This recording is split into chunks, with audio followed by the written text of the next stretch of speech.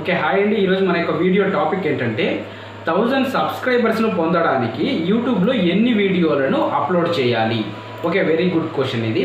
1000 సబ్స్క్రైబర్స్ను మనం పొందడానికి వచ్చేసి ఫస్ట్ పాయింట్ యూట్యూబ్లో వచ్చేసి మనము నిర్దిష్టమైనటువంటి వీడియోలే చేయాలి అనేటటువంటి ఆప్షను ప్లస్ ఒక రూల్ అయితే ఏమీ లేదు. 1000 సబ్స్క్రైబర్స్ని మీరు పొందాలి అంటే ఇటువంటి వీడియోసే క్రియేట్ చేయాలి, ఈ టైంలోనే క్రియేట్ చేయాలి అనేటటువంటి ఒక రూల్ అయితే లేదు.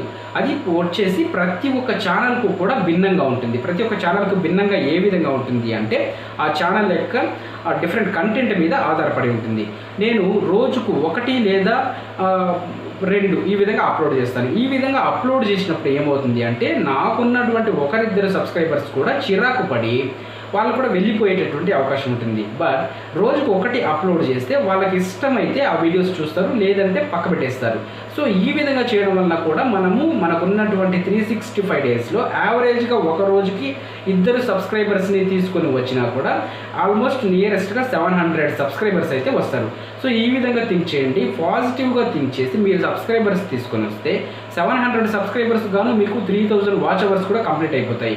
ఇంకా రిమైనింగ్ ఏదైతే ఉందో అది యూట్యూబ్ చూసుకుంటుంది. యూట్యూబ్ మీ యొక్క కష్టాన్ని కనుక గుర్తించినట్టయితే ఖచ్చితంగా యూట్యూబ్ మీకు సహాయం చేస్తుంది. మీరు యూట్యూబ్ ఛానల్లో అయితే తప్పకుండా అయితే సక్సెస్ అవుతారు 1 year లోపలే గైస్.